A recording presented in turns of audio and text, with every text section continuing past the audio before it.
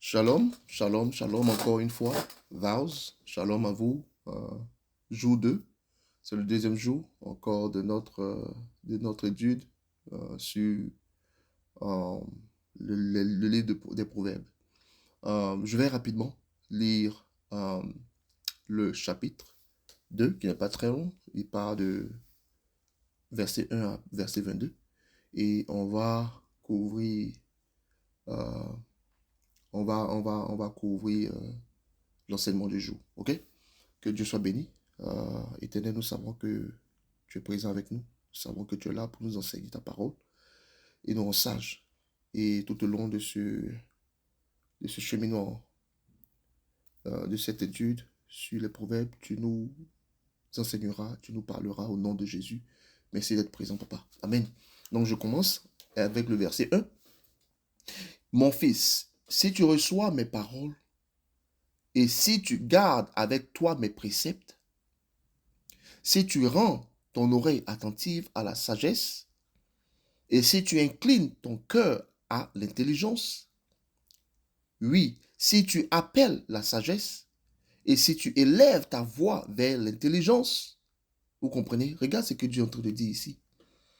D'abord, Dieu te fait comprendre que si tu reçois mes paroles, et si tu gardes avec toi mes préceptes, si tu rends ton oreille attentive à la sagesse, cette sagesse, c'est la parole de Dieu.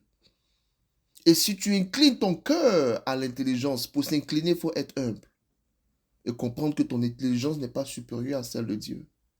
Et il continue en 3 et il dit, oui, si tu appelles la sagesse, tu dois l'appeler.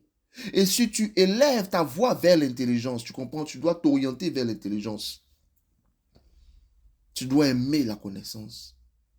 Si tu la cherches comme l'argent, si tu la poursuis comme un trésor, tu vois, Dieu te fait comprendre que tu dois poursuivre la connaissance, la sagesse, la parole de Dieu comme un trésor. Ça doit être comme un trésor. De la même façon, tu cours après l'argent, c'est comme ça que tu dois t'orienter vers la sagesse. Ok? Alors, en 5, il dit, alors tu comprendras la crainte de l'Éternel et tu trouveras la connaissance de Dieu. Comprenez? Car la crainte de Dieu est le début du commencement de la sagesse. Alors tu comprendras la crainte de Dieu, la crainte de l'Éternel. Et tu trouveras la connaissance de Dieu. Parce que dans la crainte de l'Éternel, l'humilité t'emmène à savoir que ta sagesse n'est pas plus sage que celle de Dieu. Et tu sais que la sagesse de Dieu est supérieure à ta sagesse. Et c'est ainsi que tu vas connaître, tu vas apprendre la connaissance de Dieu. Et la connaissance de Dieu la connaissance de sa volonté, de sa culture, de ses préceptes, sa parole. Ensuite, il dit, car l'Éternel donne la sagesse. De sa bouche sortent la connaissance et l'intelligence. Il tient en réserve le salut pour les hommes droits. Alléluia. Un bouclier pour ceux qui marchent dans l'intégrité. Est-ce que tu crois en cela? Il tient en réserve le salut pour les hommes droits. Tu dois être droit. Tu dois apprendre la droiture. Un bouclier pour ceux qui marchent dans l'intégrité. Que l'intégrité soit ton bouclier. Soit ton habit quand tu sors de ta maison, que tu es dans ta maison. Est-ce que tu aimes l'intégrité? Est-ce que tu vois l'importance de l'intégrité dans ta vie? Car c'est un bouclier pour ceux qui marchent dans l'intégrité. Tu dois avoir de l'intégrité. En 8, en protégeant les sentiers de la justice et en gardant la voie de ses fidèles. Alors alors tu comprendras la justice, l'équité, la droiture, toutes les routes qui mènent au bien. Comprenez? La crainte de Dieu te donne la connaissance de Dieu. Parce qu'elle t'amène à être humble, à accepter la parole et les préceptes de Dieu. Et cela te donne de comprendre la justice. Pas selon les hommes, mais selon Dieu. L'équité selon Dieu, pas selon le monde. La droiture. Toutes les routes qui mènent au bien. Comprenez, c'est profond. Et en 10, il dit, car la sagesse viendra dans ton cœur et la connaissance fera les délices de ton âme. La réflexion veillera sur toi, l'intelligence te gardera. Tu dois arriver à ce niveau où la réflexion devient une seconde nature pour toi. Et il dit, l'intelligence te gardera parce que tu es sage de nature. Tu penses avant de prendre des actions. La sagesse viendra dans ton cœur et la connaissance fera les délices de ton âme. Tu vas aimer la connaissance. Tu vas chercher les gens qui aiment la connaissance. Tu ne vas pas waste ton temps avec l'insensé et avec tout ce qui n'a pas est superflu. En 12, il dit, pour te délivrer, car la sagesse viendra dans ton cœur, la connaissance fera les délices de ton âme, la réflexion veillera sur toi, l'intelligence te gardera pour, maintenant 12, pour te délivrer de la voie du mal. Tu vois tout cela là, ce n'est pas pour le Seigneur. C'est parce que le Seigneur nous aime, il nous montre le droit chemin. Tout ce qu'il te dit, cherche sa parole. Sa parole est la sagesse, est la crainte de Dieu, car cela te rend humble pour accepter sa sagesse. Mais c'est en 12, pour te délivrer de la voie du mal. C'est pour ton propre bien. De l'homme qui tient des discours pervers. Il y a des gens comme ça. Ils ont la sweet mouth. Ils ont les paroles douces. Mais en réalité, il y a de la perversité derrière. Il y a la tromperie derrière. Il y a la déception derrière. Il dit pour te délivrer de la voie du mal. Toutes les voies du mal. Parce que la sagesse de Dieu t'emmène à pouvoir connaître ce qui est juste et ce qui n'est pas bon. Ta parole de Dieu en Lévitique 10 t'emmène à distinguer ce qui est juste et ce qui n'est pas bon. Ce qui est impur et ce qui n'est pas pur. Et ce qui est pur. De ceux, en 13, qui abandonnent les sentiers de la droiture afin de marcher dans les chemins ténébreux. Ça t'aide à pouvoir te libérer, te délivrer de ces personnes-là qui étaient dans le bon et qui ont cherché et maintenant marchent dans les voies ténébreuses. Qui trouvent de la jouissance à faire le mal, ce genre de personnes, qui mettent leur plaisir dans la perversité. Je ne suis pas en train de te dire que tu ne seras pas tenté. Mais c'est la sagesse et la crainte de Dieu qui t'emmènent à accepter la voie du juste et à fuir la voie de la perversité. Il va te délivrer en 15 de ceux qui suivent des sentiers détournés et qui prennent des routes tortueuses pour te délivrer de la femme étrangère, de l'étrangère qui emploie les paroles doucereuses, qui abandonne l'ami de sa jeunesse et qui oublie l'alliance de son Dieu. Cette femme étrangère peut être la sagesse du monde. Cette femme étrangère peut être tout ce qui n'est pas sage, la sagesse de ce monde. Et il parle de l'étranger qui emploie des paroles doucereuses, les trompeurs, qui abandonnent l'ami de leur jeunesse, des gens qui n'ont aucune intégrité, qui ne sont pas loyaux et qui oublient l'alliance de son Dieu surtout. Et regarde en 18, il dit, car sa maison penche vers la mort. Et il parle de ces personnes-là, de qui il veut te délivrer. Leur maison se penche vers la mort. Voilà pourquoi la Bible dit, si tu suis le Seigneur, tu vas vers la vie. Mais tu marches dans les ténèbres, alors cela te conduit à la mort. Et sa route mène sur les morts. En 19, aucun de ceux qui vont à elle ne revient et ne retrouve les sentiers de la vie. Alléluia. Faisons attention. On pense souvent qu'en faisant des bêtises ici et là, non, on va demander pardon pour revenir.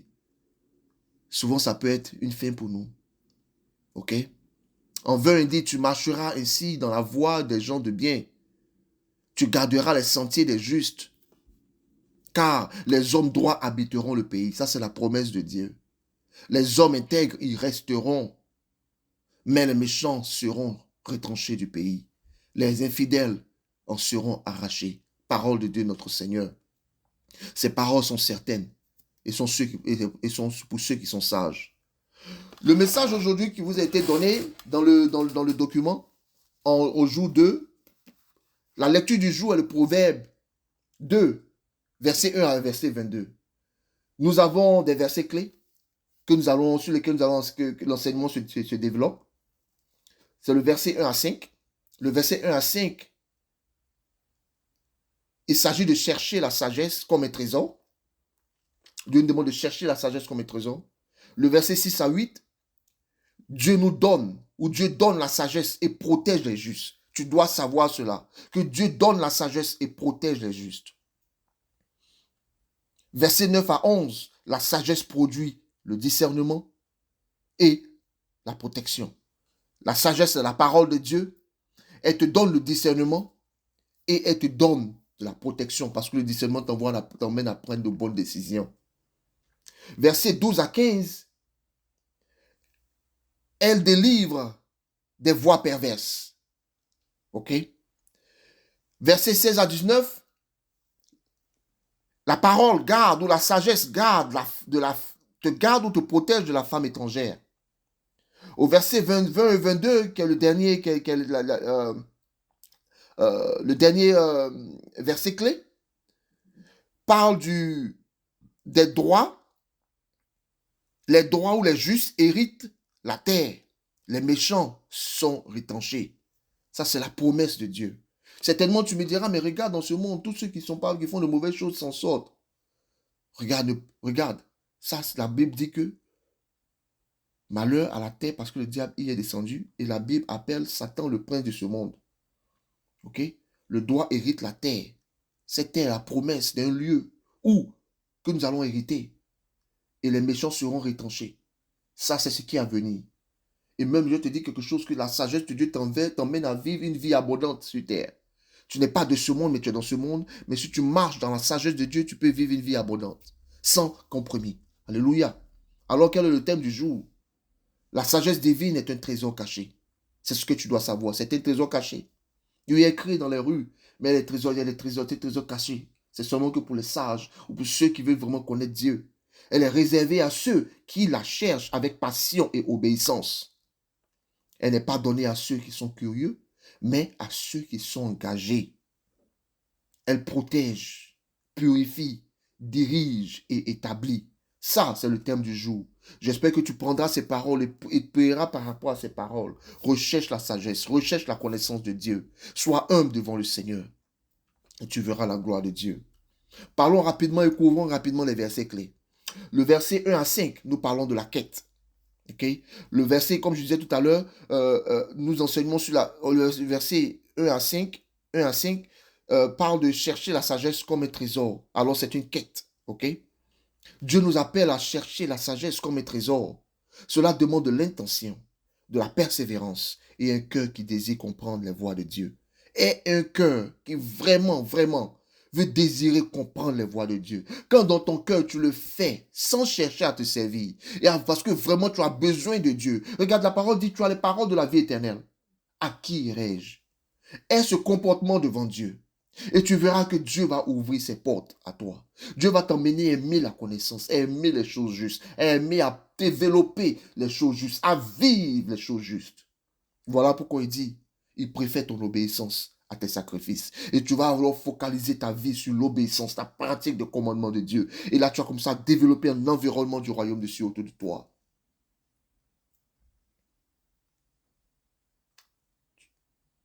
Cela demande de l'intention, de la persévérance et un cœur qui désire comprendre la voie, les voies de Dieu. Oui, verset 1 à 5 nous présente une quête. C'est une quête, chercher la sagesse comme un trésor. Verset 6 à 8 nous parle du don divin. Voilà pourquoi nous avons appelé cela Dieu donne la sagesse et protège les justes. Oui, c'est un don divin. La sagesse vient de Dieu seul. Tu dois comprendre cela. Elle ne vient pas du monde. Oui, le monde a sa sagesse. Chaque siècle a sa sagesse. Mais cela n'est pas la sagesse du monde. Voilà pourquoi il dit, ne vous conformez pas au siècle présent. Le siècle présent, c'est le système de ce siècle, la sagesse de ce siècle. Car la parole de Dieu, always, va demeurer. Alors, tu dois savoir que la sagesse de Dieu est supérieure à celle des hommes ou des systèmes ou de ce monde. Verset 6 à 8 nous parle d'un don divin, qui est Dieu qui donne la sagesse et protège le juste au travers de cette sagesse. Oui, la sagesse vient seule de Dieu. Il est le bouclier des intègres. Celui qui garde les sentiers de la justice. C'est un don divin. Il vient de Dieu, alors tu dois chercher le Seigneur. Verset 9 à 11, le troisième verset clé, nous parle de la sagesse qui produit le discernement et la protection. J'appelle cela le fruit. Cela est le fruit de la sagesse. La sagesse produit le discernement. La sagesse produit de l'intelligence. La sagesse produit de la prudence. Voilà pourquoi hier je disais que Tu dois savoir que tes décisions auront des conséquences ou tes choix auront des conséquences. Et la prière n'évite pas ces conséquences-là. Ce que tu fais, tu vas s'aimer. Si tu as posé de bonnes actions et de bons choix, alors tu auras de bonnes conséquences. La plupart du temps. Si tu as posé de mauvais choix, alors tu verras les mauvaises conséquences. Mais rappelle-toi que la parole de Dieu te donne cette sagesse qui t'emmène à pouvoir avoir de l'intelligence, à être prudent et à discerner ce que tu dois faire. Elle devient une garde intérieure contre les pièges du mal. Voilà pourquoi tu vois, il y a des gens qui ne croient pas en Jésus-Christ, mais qui sont sages, mais qui ont une culture, qui épouse la sagesse de Dieu. Et tu vois que ces personnes-là prennent de bonnes décisions. Ces personnes-là, cette race de personnes, parce que je ne veux pas parler ici de qui, tu vois qu'ils prennent de bonnes décisions. Ils ont des familles heureuses. Oui, la parole de Dieu, l'éternel, est pour tous ceux qui marchent sur terre. Mais pour ceux qui ont accepté Jésus-Christ, ils doivent comprendre que ce n'est pas juste accepter Jésus-Christ, c'est aussi garder ses commandements. C'est aussi aimer sa parole. Comprendre que la sagesse de Dieu est meilleure que celle des hommes et de la terre. Alléluia.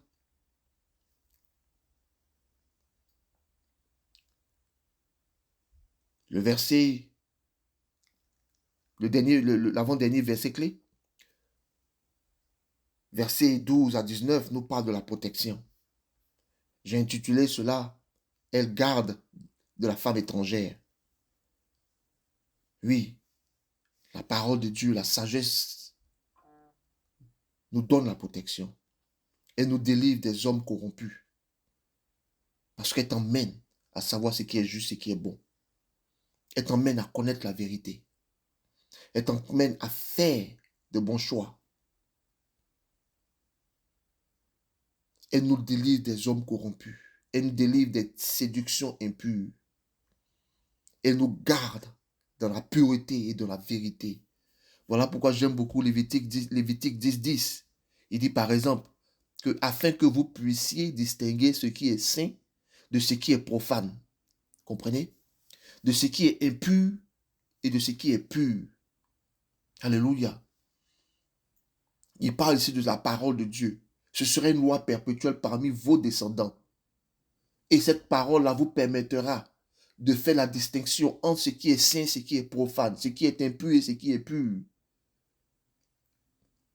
Et il continue même en 11 pour dire « Et enseigner aux enfants d'Israël toutes les lois que l'Éternel leur a données. » Alléluia.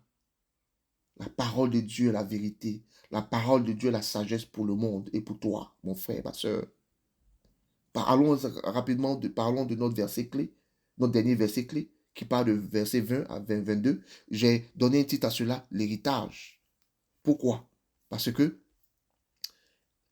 les droits héritent la terre et les méchants seront rétanchés. C'est une promesse. Voilà pourquoi tu vois ceux qui prennent de bonnes décisions sur terre arrivent à toujours développer de l'abondance, arrivent à vivre dans l'abondance, arrivent à vivre dans la paix. Quand tu as la sagesse de Dieu, tu ne cherches pas l'attention, tu ne cherches pas l'approbation ou la validation.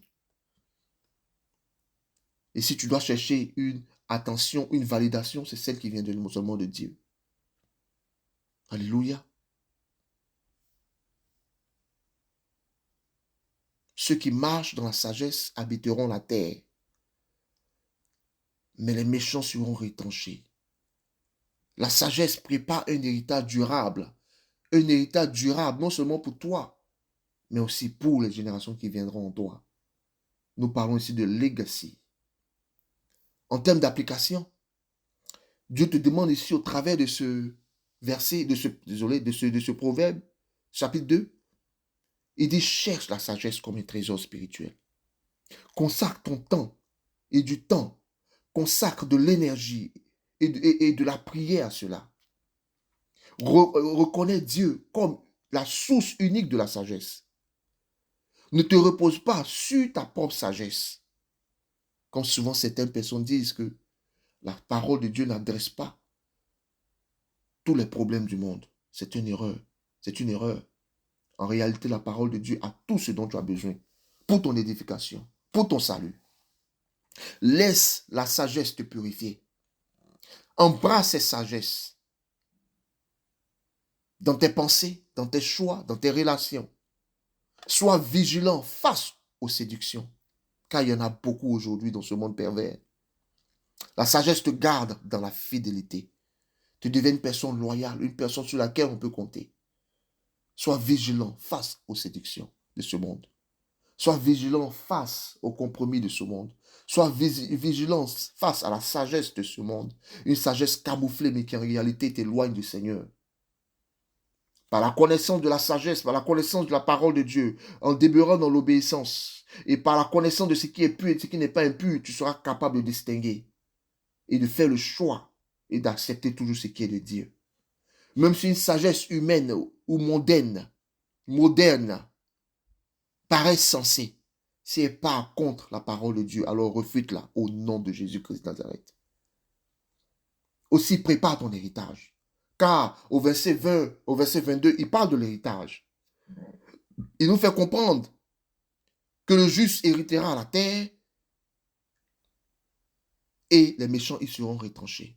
Cela est une promesse aujourd'hui, une promesse aussi dans le futur. Car la Bible dit qu'il reviendra, quand Christ reviendra. Il nous fait savoir qu'il reviendra et il va restaurer toutes choses. Mais pour l'instant, nous sommes ici sur terre. On doit vivre comme on vit dans le royaume des cieux. On doit manifester la sagesse du royaume des cieux.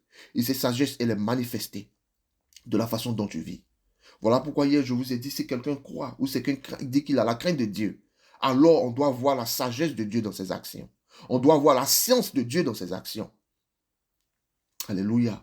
Marche dans la justice pour transmettre une terre bénie. Alléluia. Pour tes enfants et pour les générations prochaines. Rapidement, on va conclure pour la journée et je vais rapidement prier. Père, nous voulons chercher ta sagesse. Nous voulons ta sagesse comme un trésor caché. Donne-nous un cœur passionné, une oreille attentive, une volonté obéissance, un cœur humble. Garde-nous des voies perverses et des séductions impures. Que ta sagesse nous protège, que ta sagesse nous dirige et nous établisse dans ton héritage. Nous choisissons aujourd'hui de marcher dans la justice et la vérité et de rechercher la connaissance de ta parole, la sagesse, aimer la connaissance et à chercher à développer ton royaume sur terre, place qui n'est pas la nôtre, car nous ne sommes pas de ce monde. Bien que étant dans ce monde, nous voulons développer le royaume des cieux, notre monde sur terre, en commençant par nos familles, en commençant là où nous travaillons. Bénis-nous et que cette sagesse se reflète dans nos comportements, papa. Au nom de Jésus-Christ de Nazareth, donne-nous à enseigner au monde, enseigner, à montrer aux gens de ce monde comment marcher. Et en cela, par nos comportements, de la façon dont nous vivons, de la façon dont on carry ourselves.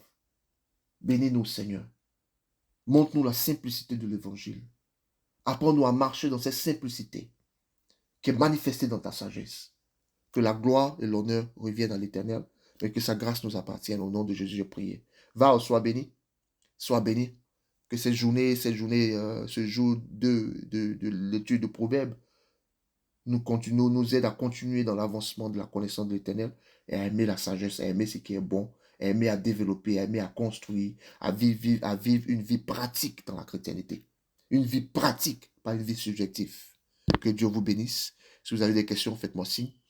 Et demeurez dans la grâce de Dieu. Que Dieu vous bénisse. Amen. Bye bye.